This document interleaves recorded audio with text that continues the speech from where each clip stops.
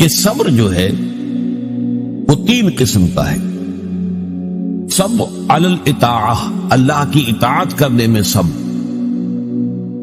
فجر کی نماز کے لیے اٹھنے کے لیے اس وقت چونکہ بڑی نیند گہری آئی ہوئی ہوتی ہے، رات بھر اگر کوئی مریض پریشان رہا ہو اور بے چین رہا ہو، اس وقت اسے نیند آ جاتی. اس وقت نیند کو توڑ کر اٹھنا، واقعہ یہ ہے کہ اس کے لیے صبر کی. پھر یہ کہ مئی جون کے مہینوں میں روزہ رکھنا بڑے صبر کی بات. تو صبر علی الاطاعہ، اللہ کے احکام کی پیروی اور اطاعت کرنے میں یہ صبر آئے. دوسرے ہے صبر عن المعصیہ، گناہوں سے بچنے کے لیے صبر. آدمی دیکھ رہا ہے کہ میں اگر اپنا وعدہ توڑ دوں تو مجھے بہت نفع ہو جائے گا، لیکن یہ معصیت ہے، اس سے رکنا تو اپنے نفس کو تھامنا ہوگا کہ وہ نفع کو نظر انداز کر دے اور اپنی بات پر جمع رہے. یا کوئی اور نفسانی خواہش ہے وہ ابھرتی ہے تو اس کو روکنے کے لیے انسان کے اندر طاقت چاہیے، یہ صبر. تیسرا صبر جو ہے وہ ہے صبر علی الابتلاء، آزمائش پر صبر. اللہ تعالی کی طرف سے یہ ہمیشہ کا ایک قاعدہ ہے، قانون ہے کہ جو لوگ بھی ایمان کا دعویٰ کریں ان کو جانچا جاتا ہے، پرکھا جاتا ہے، امتحانات میں سے گزارا جاتا ہے، آزمائشوں کی بھٹیوں میں سے گزارا جاتا ہے. تو یہ صبر علی الابتلاء جو ہے یہ اصل میں موضوع ہے ہمارے اس 5ویں حصے. اس لیے نوٹ کر لیجئے کہ وہ صبر علی الطاعہ اور صبر علی المعصیہ وہ اس میں اصل میں زیر بحث نہیں ہے، وہ پچھلے حصوں میں آ چکے ہیں، از خود امپلائیڈ ہوں. لیکن صبر علی الابتلاء، آزمائشوں کے اندر جمے رہنا، کوئی تکلیف ہے، پرسیکیوشن ہے، اسی طریقے سے آپ کو ستایا جا رہا ہے، وربل پرسیکیوشن ہے یا فزیکل پرسیکیوشن ہے، زبانی ایذا دی جا رہی ہے یا جسمانی ایذا دی جا رہی ہے، اس پر صبر کرنا. جانی نقصان ہے اس پر صبر کرنا، مالی نقصان ہے اس پر صبر کرنا. یہ سارے صبر جو ہے یہ در حقیقت یہ موضوع ہے اس 5ویں حصے. اب اس میں بھی تاریخی اعتبار سے نوٹ کر لیجئے کہ ایک تھا وہ صبر جو صحابہ کو مکے میں کرنا پڑا، اور ایک وہ صبر و مصابرت ہے کہ جو مدینے میں آ کر شروع ہوا. مکے میں کیا تھا؟ یک طرفہ صبر تھا، جو تمہیں ستایا جائے، تکلیف دی جائے، جھیلو، برداشت کرو، کھڑے رہو، پیچھے بھی نہیں ہٹنا لیکن جوابی کارروائی بھی نہ کرنا. میرے نزدیک یہ صبر جو ہے یہ زیادہ مشقت طلب تھا، یہ صبر زیادہ مشکل ہے. جہاں آپ کو اجازت ہو کہ کوئی آپ کو برا کہے آپ بھی جواب میں برا کہیں، کوئی آپ کو اینٹ مارے آپ پتھر دے مارے، تو ظاہر بات ہے کہ وہاں بھی صبر کی ضرورت تو ہے، لیکن یہ کہ آدمی کا ٹھنڈا ہو جاتا ہے دل کہ میں نے بھی بدلہ لے لیا ہے، میں نے بھی پتھر مار لیا ہے. لیکن مکہ مکرمہ میں حکم یہ تھا کہ بس جھیلو اور کوئی جوابی کارروائی نہ. یہ جو صبر تھا یہ بڑا کڑا صبر تھا، بڑا سخت صبر. اور اسی اعتبار سے میں نے جیسا کہ آپ کو بتایا تھا کہ فزیکل پرسیکیوشن جو شروع ہوئی ہے وہ 4تھے سال سے شروع ہوئی ہے آغاز وحی کے بعد. اس سے پہلے صرف وربل پرسیکیوشن تھی، اور وہ بھی داعی یعنی حضور کی ذات پر مرکوز تھی. پاگل ہو گئے، دماغ خراب ہو گیا ہے، سحر زدہ ہے، کوئی جن آسیب ان کے اوپر آ گیا ہے، شاعر ہے، ساحر ہے. اب یہ ساری وربل پرسیکیوشن ہو رہی تھی، اور وہ بھی صرف حضور کے، کسی اور کے لیے نہیں.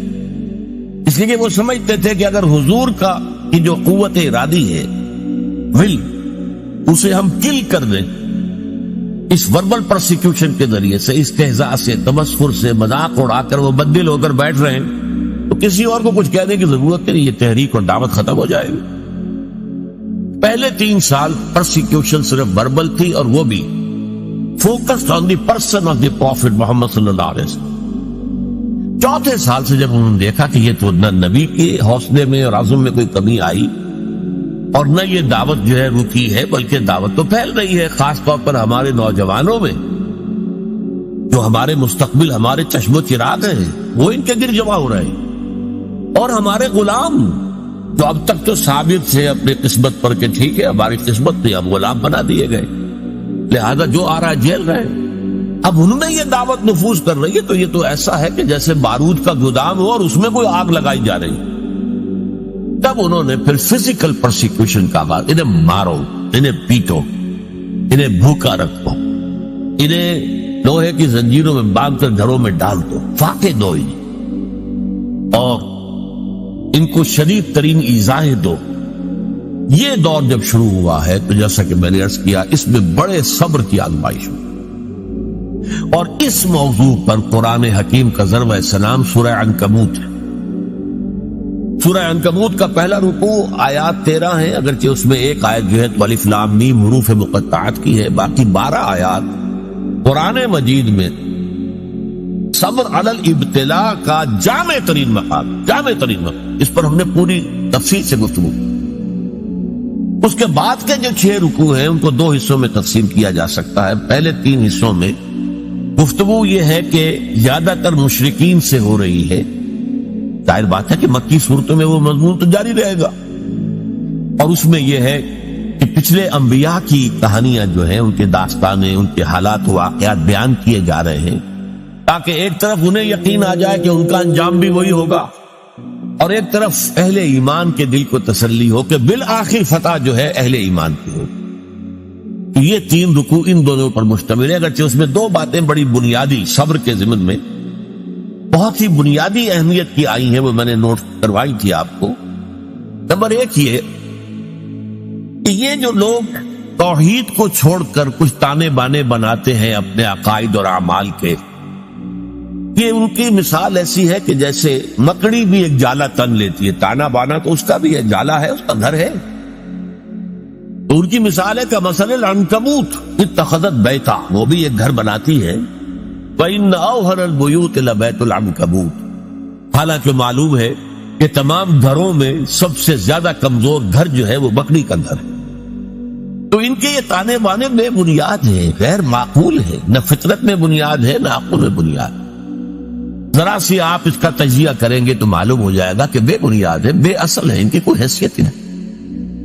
اور دوسری مثال بہترین دی تھی، اور وہ یہ کہ حق کے منکشف ہونے کے باوجود جو لوگ باطل پر اڑے رہتے ہیں، ان میں بڑی تعداد ایسے لوگوں کی ہوتی ہے جو صرف اپنے تعلقات کی بنا پر وہیں پہ جمے رہتے۔ کیا کریں، اگر ہم بدل لیں گے بات تو ٹھیک ہے، لیکن ہم نئی بات قبول کریں گے تو اپنے خاندان والوں سے کٹ جائیں گے، اپنے رشتہ داروں سے کٹ جائیں گے۔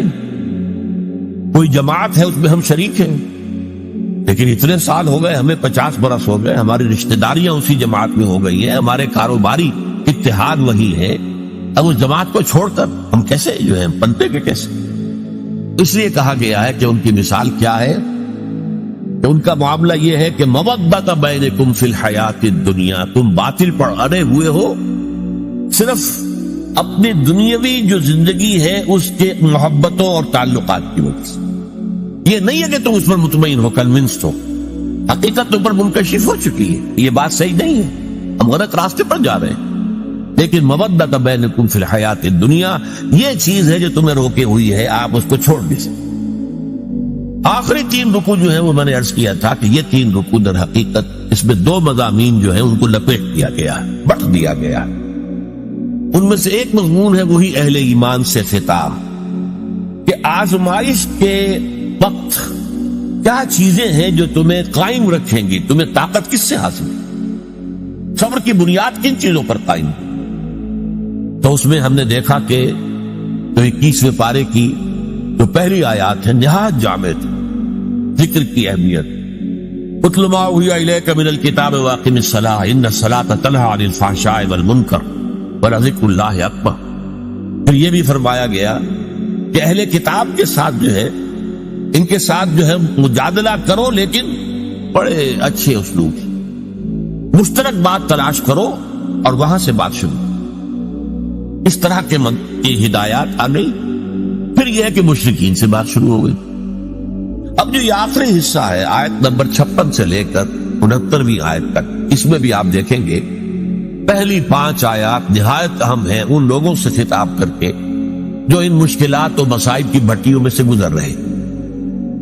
ان میں سے بعض لوگ ایسے بھی تھے کہ جن کے صبر کا پیمانہ اب لبریز ہو رہا تھا، مزید ہمت اپنے اندر نہیں پاتے تھے اس پرسیکیوشن کو برداشت کرنے۔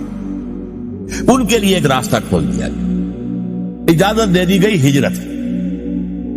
اگر تم ہمارے دین پر قائم نہیں رہ سکتے، اس جگہ پر اتنی سختی ہے، اتنا تشدد ہے، تو ٹھیک ہے تم ہجرت کر جاؤ. میری زمین بڑی وسیع ہے، بڑی کشادہ ہے، زمین سے نہ بندھے رہو. پروفیسر مرزا محمد منور صاحب ایک لفظ استعمال کیا کرتے تھے، میں اس کو انہی کے حوالے سے استعمال کر رہا ہوں. Islamic culture is not earth bound. اسلامی تہذیب اور ثقافت جو ہے وہ زمین سے جڑی ہوئی نہیں ہے. ایک ہوتا زمین، بھارت ماتا، ہم سب بھارت کی اولاد ہے، نہیں، سنز آف دی سوئل. نو، ہمارا تعلق نظریات سے ہے، اللہ سے ہے، ایمان سے ہے. اس بنا پر ہماری ایک جمعیت ہے. ان کی جمعیت کا ہے ملک و نسب پر اعتبار، اور قوت دین سے ہے مستحکم جمعیت تیری. تو اس اعتبار سے مسلمان جو ہے وہ ارتھ باؤنڈ نہیں ہے. اگر ایک جگہ پر رہتے ہوئے تم دین پر نہیں چل سکتے، چھوڑو اس جگہ کو، دفع کر دو اسے، اور چلے کہیں اور چلے جاؤ. لیکن ساتھ ہی کچھ اور باتیں بھی کہہ دی گئی. تو یہ در حقیقت اور یہ موقع کیا تھا؟ اسی کے بعد ہجرت حبشہ ہوئی ہے کہ بہت سے لوگ جو ہے حضور کی اجازت سے وہ مکے کو چھوڑ کر اور حبشہ کی طرف چلے. لیکن یہ ہجرت صرف اس کے اندر صرف ایک چوائس دیا گیا تھا، ایک اجازت دی گئی تھی. یہ ہجرت واجب نہیں تھی. اس کے بعد جو ہوئی ہے 7 سال کے بعد ہجرت مدینے کی، وہ واجب تھی. وہ تو ایک یوں سمجھئے کہ جو ریولوشنری پروسیس تھا محمد رسول اللہ صلی اللہ علیہ وسلم کا، اس کی اہم کڑی ہے، اس کا ایک ٹرننگ پوائنٹ ہے، وہ واجب تھی. لیکن یہ ہجرت جو تھی، جس کو اب ہجرت حبشہ کہتے ہیں، سن 5 نبوی میں جو ہوئی ہے، یہ ہجرت تھی اجازت. جا سکتے ہو، اگر نہیں تم سے جھیلا جا رہا تو ٹھیک ہے، تم مکے کی زمین کو خیر بات کہو، کہیں اور چلے جاؤ. اور کہاں چلے جائیں اس کی ہدایت حضور نے کر دی کہ حبشہ کا ملک ہے، زیادہ دور نہیں ہے حبشہ، درمیان میں صرف ریڈ سی ہے، پورا قلزم، بس اس کو کراس کرو. کشتیوں میں بیٹھے اس کو کراس کیا، حبشہ پہنچ گئے. تو یہ ہجرت حبشہ کی طرف اشارہ ہو رہا ہے. تو ارشاد ہوا یا عبادی الذین آمنوا، یہی بڑا پیارا انداز، اے میرے وہ بندو جو ایمان لائے. ایک بات میں نے اس سے پہلے کئی مرتبہ کہی ہے آپ سے کہ قرآن مجید میں یا ایھا الذین آمنوا، یہ جو طرز خطاب ہے یہ صرف مکی صورتوں میں، مدنی میں نہیں. جبکہ ایک امت کی شکل بن گئی تھی، تحویل قبلہ ہو گیا، معلوم ہوا کہ ایک نئی امت نئے مرکز کے گرد اب وجود میں آ گئی. لہذا وہاں یا ایھا الذین آمنوا، اور اس میں صرف صاحب ایمان نہیں، منافقین بھی شامل ہوتے. پورے قرآن میں کہیں منافقین کو نہیں کہا گیا یا ایھا الذین نافقوا، نہیں، وہ بھی اپنے ایمان کے مدعی تھے، انہیں ایک مسلمان سمجھا جاتا تھا. اس لیے یا ایھا الذین آمنوا میں دونوں کور ہوتا ہے. قرآن مجید میں مکی صورتوں میں یا ایھا الذین آمنوا کا لفظ صرف ایک صورت میں آیا ہے، اور وہ صورت ہے کہ جس کے بارے میں اختلاف ہے کہ وہ مکی ہے یا مدنی. وہ سورہ حج ہے، اس کے بارے میں یہ رائے بھی ہے کہ وہ مکی ہے، اور یہ رائے بھی ہے کہ مدنی. اور اس کی بعض آیات جو ہے جن سے محسوس ہوتا ہے کہ وہ مدنی ہے، وہ اصل میں میرے نزدیک برزخی آیات ہیں، نہ مکی نہ مدنی. یعنی حضور کے سفر ہجرت کے دوران نازل. مکہ آپ چھوڑ چکے، مدینہ ابھی پہنچے نہیں، دوران میں سفر جو آیات نازل ہوئی اس کو میں برزخی کہہ رہا ہوں. تو دنیا اور آخرت کی زندگی کے درمیان ایک مرحلہ ہے برزخی، ایسے ہی یہ مکی اور مدنی کے درمیان. پر اس کے علاوہ پوری مکی صورتوں کے اندر، ویسے وہ صورت بحیثیت مجموعی میرے نزدیک مکی ہے، لیکن اس کی وہ آیات جن کی بنا پر لوگوں نے یہ گمان کیا کہ مدنی ہے، وہ میرے نزدیک برزخی ہیں، یعنی مکی اور مدنی کے درمیان. باقی اگر مکی صورت میں خطاب ہوتا ہے تو یا عبادی الذین آمنوا، یا عبادی الذین اسرفوا، اور یہ بڑا ہی محبت آمیز، اے میرے وہ بندو جو ایمان لائے. اب اس سے زیادہ التفات اور عنایت اور توجہ، اپنائیت جسے کہ اے میرے وہ بندو. اسی کی ایک مثال آپ کو ملتی ہے سورہ زمر میں، قل یا عبادی الذین اسرفوا علی انفسہم لا تقنطوا من رحمت اللہ. اے نبی ان سے کہہ دیجیے اے میرے وہ بندو جنہوں نے اپنے اوپر ظلم کیا ہے، کوئی گناہ کمائے ہیں، کوئی معصیت کا ارتکاب کیا ہے، تو جان لو کہ تمہارا رب جو ہے وہ رحیم ہے، تواب ہے، وہ تو تمام گناہ معاف کر دے گا. لا تقنطوا، مایوس نہ ہو جائے گا اس کی رحمت سے. یا عبادی الذین اسرفوا لا تقنطوا من رحمت اللہ انہ یغفر الذنوب جميعا، سارے گناہ۔